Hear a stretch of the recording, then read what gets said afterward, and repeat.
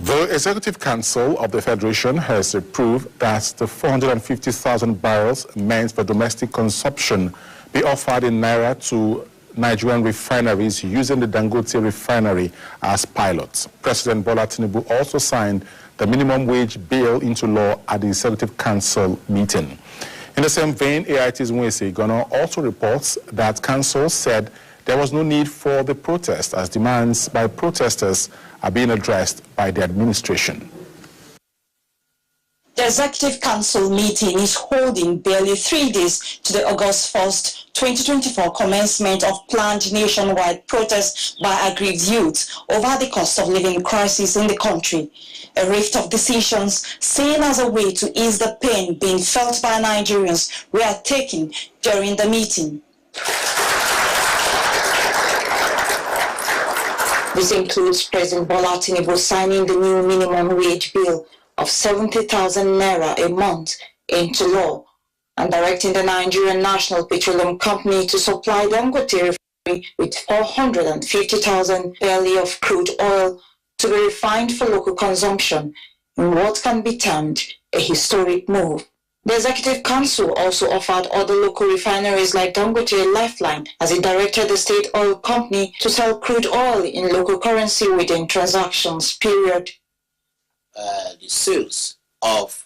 Addressing State House correspondents after the council meeting, Special Advisor to the President on Revenue, Zak Adedeji, explained that the move will ensure the stability of one price of refined fuel and the dollar-naira exchange rate. The pressure on foreign exchange rates today will be reduced. Today, you may be aware that we spend roughly 30 to 40% of our foreign exchange today on importation of PMS that we consume. And in monetary terms, monthly, we spend roughly $660 million in these exercise. And if you annualize that, that one will give us $7.92 billion pressure that we have. With this approval today through FEC, led by Mr. President, this has reduced by minimum of 90%.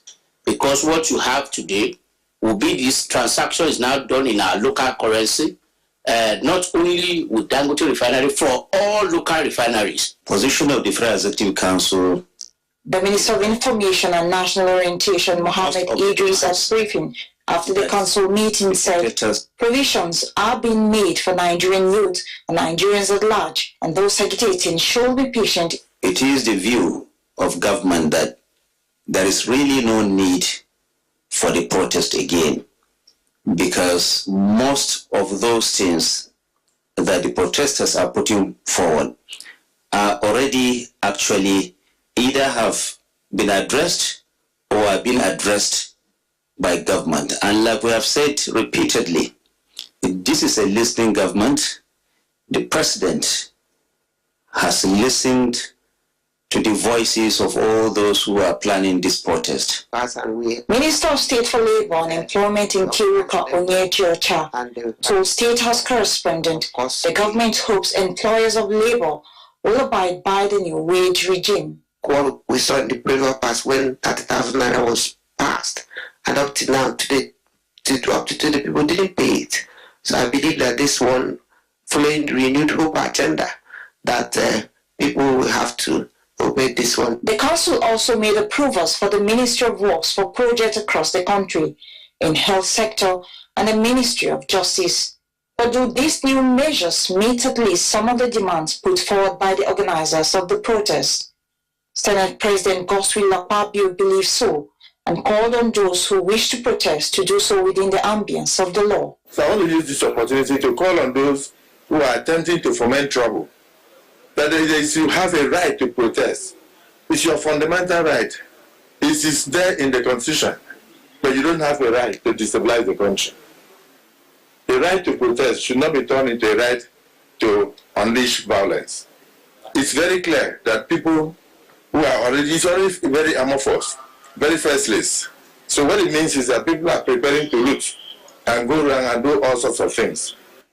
So the government has now played its card. What remains to be seen is how the organizers of the protest will respond.